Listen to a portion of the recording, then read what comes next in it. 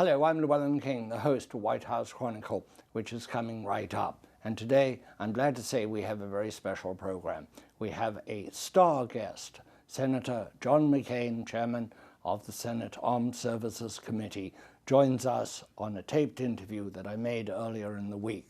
Our subject is the South China Sea and the extraordinary annexation of that waterway, that critical waterway, by the Chinese military, we believe it is, at least the Chinese Coast Guard, the Chinese government, and to set the scene for us and to explain what is happening in that very vital part of the world and that very, very important waterway is Randall Schriver of Armitage International, who is a former Navy man, also a diplomat, and who now advises corporations on Asia, has been all over Asia, has been seconded to embassies in Asia. Welcome to the broadcast. What are the Chinese up to? Well, thank you, Mr. King. It's wonderful to be here.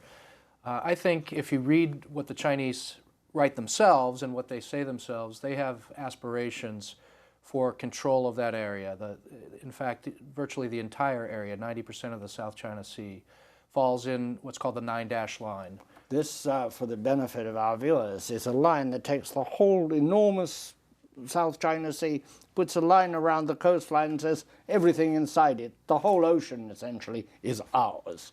And this was of great distress to Vietnam, Indonesia, Brunei, the Philippines, every country that surrounds it and which historically has fished there, and one quarter to 1/3 of the world's commerce moves through that waterway, right? Correct, sir. And I would add it's a distress to us, the United States, because we have an interest in freedom of the seas, in having those sovereignty disputes dealt with through diplomacy rather than through coercion. We want to see the resources either shared or divided equitably. So it is of concern to us and our allies, in addition to the actual claimants of those areas. And what are they doing? They're taking submerged reefs, the Chinese, and building islands on them and saying that's land and it's our land and everything around it is subject to the normal international protocols regarding islands. But they aren't islands. They're constructed edifices. That's correct. There's a variety of different structures, but essentially what they're doing is taking what are called LTEs, low tide elevations. So they might be somewhat elevated at low tide. So there's a few rocks sticking out of the ground. That's literally what they are. And through dredging and land reclamation, they're making them into islands that can support a variety of activities, to include military activities. They're building airstrips, and we recently saw last week some training, some civilian commercial aircraft landing on one of these islands. The Vietnamese complained this was violating their airspace because now the Chinese are claiming as Chinese airspace what was previously international Vietnamese airspace.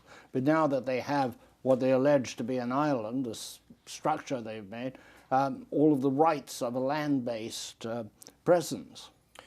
Well, what the Chinese are claiming is that these islands do enjoy territorial waters around them. This is inconsistent with all the international agreements that would cover these areas, the most prominent of which, of course, is the UN Law of the Sea Convention. It clearly states that a low tide elevation, even if you build it out into something more resembling an island, does not have the benefit of a 12 nautical mile territorial water, nor the EEZ. And so they're making a legal claim that is inconsistent with everybody else's understanding. I asked Senator John McCain about this. Let's hear what he had to say.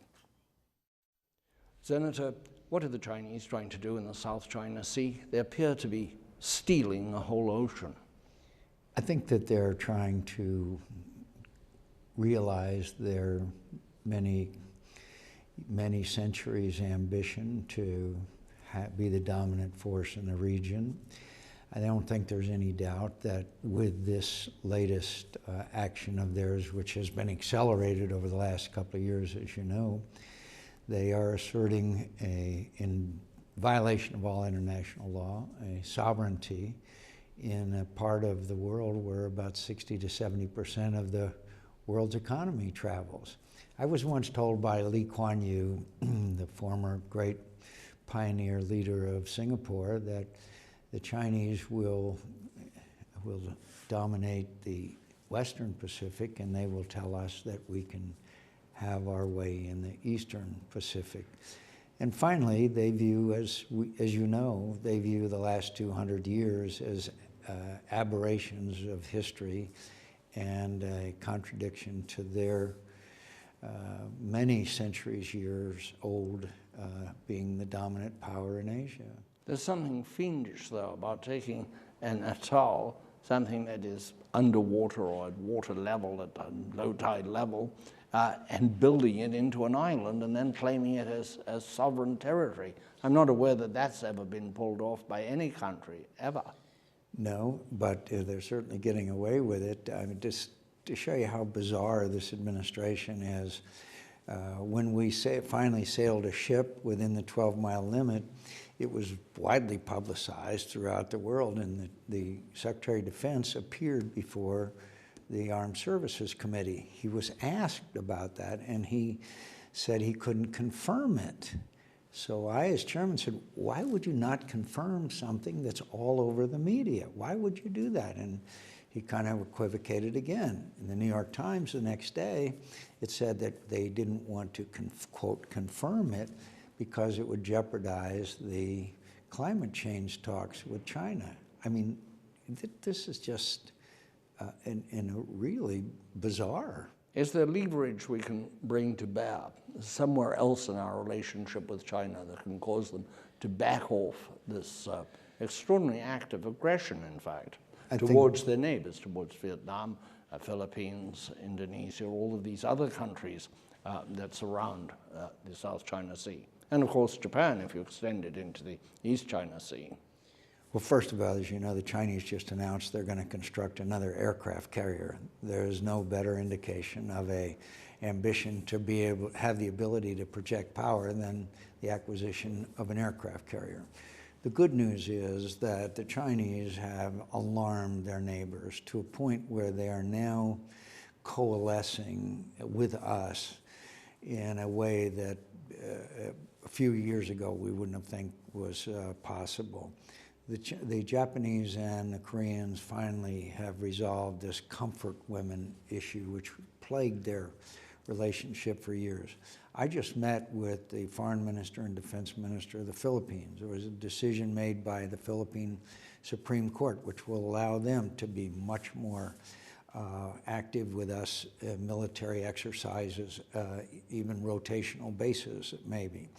The Chinese behavior has united the ASEAN countries in a way that years ago we would not have thought possible. And even though the conventional wisdom of the Chinese see around the corner of history and take the long view, well, they have alienated and alarmed literally every one of their neighbors, not the least of which is the Vietnamese. We've had this rather tepid response with the freedom of navigation, and as you described it, you know, sort of denying it, or that we had even sent a ship through. Now we have a new dimension, which is the aerial one, where Vietnam is having its airspace violated, while China says, no, no, this is all Chinese airspace now, because they have a property out there, way down 2,000 kilometers away or something in the South China Sea. What should our response be to this? Well, of course we should condemn it for what it is. And by the way, the Philippines have a case before the court now, International Court, concerning Chinese violations. And since the Chinese have said they would disregard any verdict, I think we know what the likely verdict is. But we have to strengthen those alliances. We have to have more training, such as we have at the base in Australia, where we rotate in and out, not the old conventional base with the school and the hospital, but rotation in with of various units with training and exercises, closer relations with them, and condemnation through the Chinese are sensitive to world opinion. And finally, If it's absolutely necessary, then we need to look at some of our relationships with China. It is unacceptable for any nation to act in violation of all international law, which they did when they filled in these islands and now obviously have weaponry and have landed aircraft on it. This has multiple impacts, one of which is environmental. Apparently these are very sensitive areas. You've got a very large and very important fishing area. You know, something like a quarter of the world's shipping passes through the South China Sea. Is there no leverage outside of the alliance? Is there no leverage we can bring to bear, quite separate? I mean, we have a lot of dealings with China. China needs us. We keep selling them things and buying things they make. Couldn't we find in that some way of bringing them to heel, as it were? I think there are ways that we need to explore, but I would argue the first step is to unite the countries in the region, using regional forums such as ASEAN to work in a more cooperative fashion. For example, again, the Philippines are going to triple their spending on defense. We are now committed to helping them acquire maritime capability. In the last defense bill, we lifted any restriction on maritime military equipment from the Vietnamese so that they will have more capability. In other words, there's a lot going on. Vietnam is especially affected in the Spratly Absolutely. Islands. Feels very, very vulnerable to China. The Vietnamese are, frankly, our new best friends. And that is because not only is there a threat now, but they have a history. For 2,000 years, they were part of China, at least the Chinese allege that. So they feel particularly vulnerable, and they are building up their military, and now we will be able to help them acquire maritime capabilities that they very badly need. Hello again. That was part of my interview with Senator John McCain, Chairman of the Senate Armed Services Committee. I am here with Randall Schriver of the Armitage International Company, and it is an organization that helps American companies and other companies worldwide, particularly in Asia, with investments, with security issues, and he is a former intelligence officer of the U.S. Navy stationed at one time even in Beijing.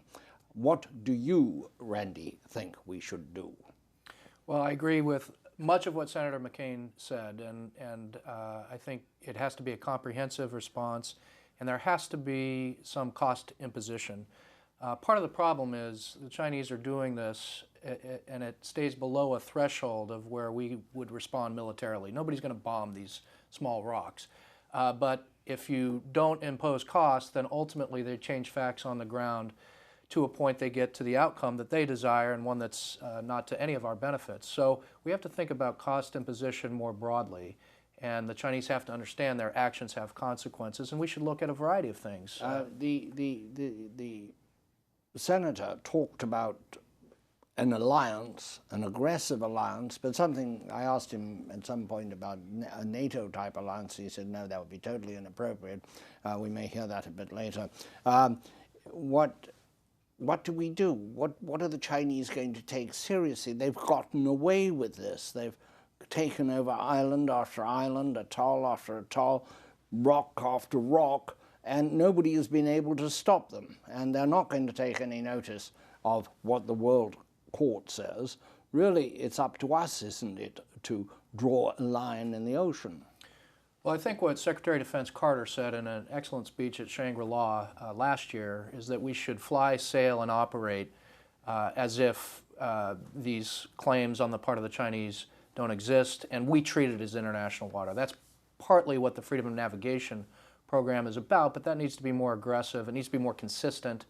And as soon as we do that, other countries will follow suit, and in a way, de facto, these claims don't exist if you don't act as though they exist.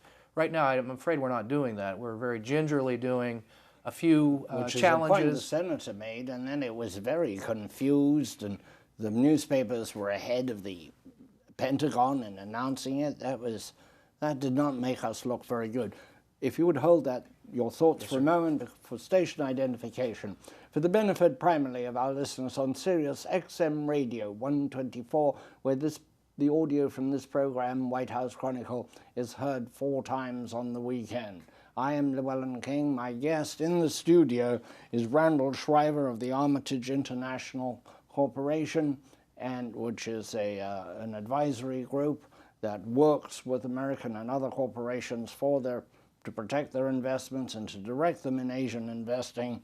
And this program can be seen on 200 American television stations around the world on the English language television of the Voice of America and also on Voice of America Radio. We're so glad you're with us. Randy, you know this region, you know the Chinese, you know Beijing. That puts you way ahead of almost everybody watching this program, way ahead of me. I've only been there once. What do you think the Chinese reaction to our reaction is? Well, they're, of course, very concerned when we do respond.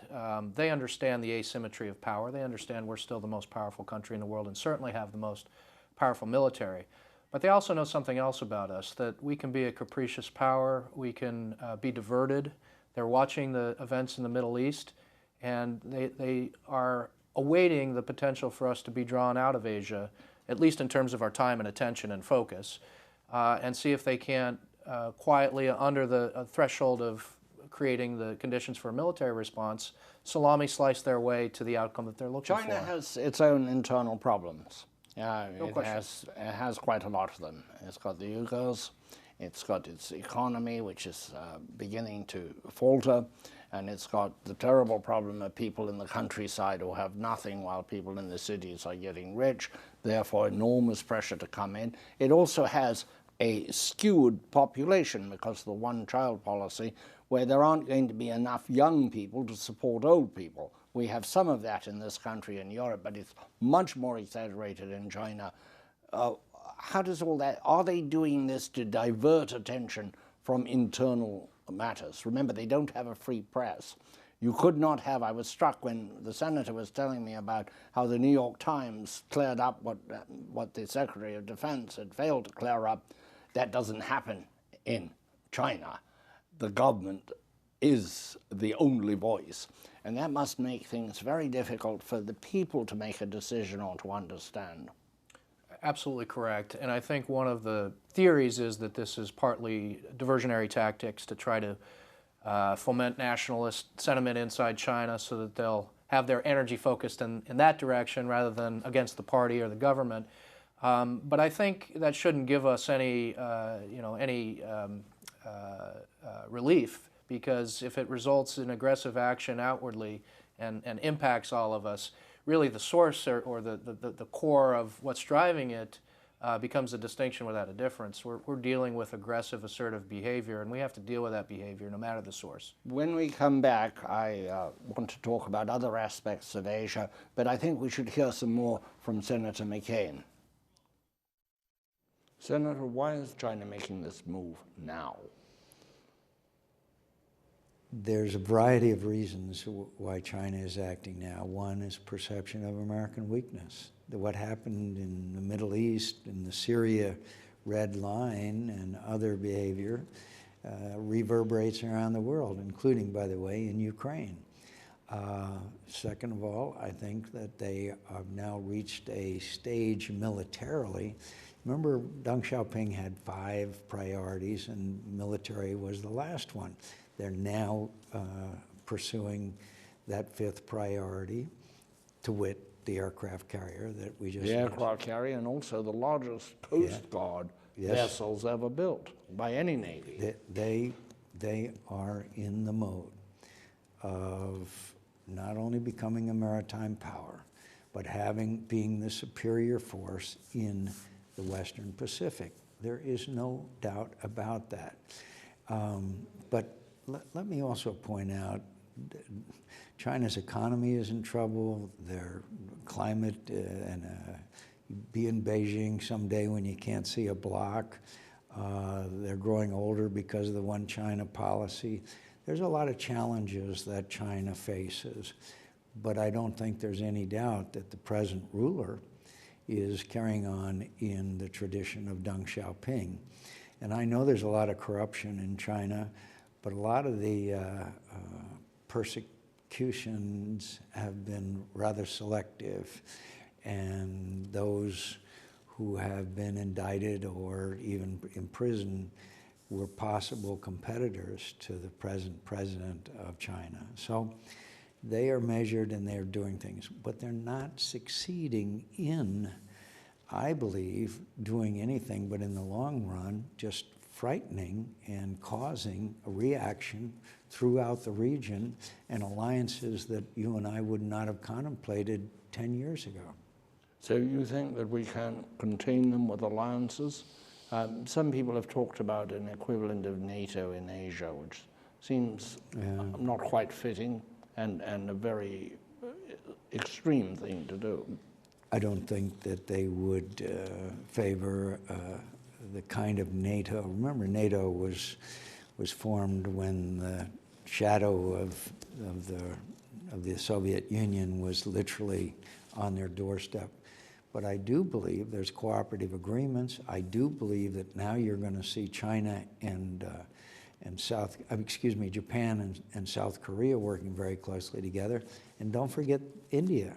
They've now got a prime minister in India who is very interested in Indian sovereignty, and there is these areas where both Indian and Chinese interests are at loggerheads. So again, I don't think the Chinese are going to win over time, and I don't think they're going to act militarily.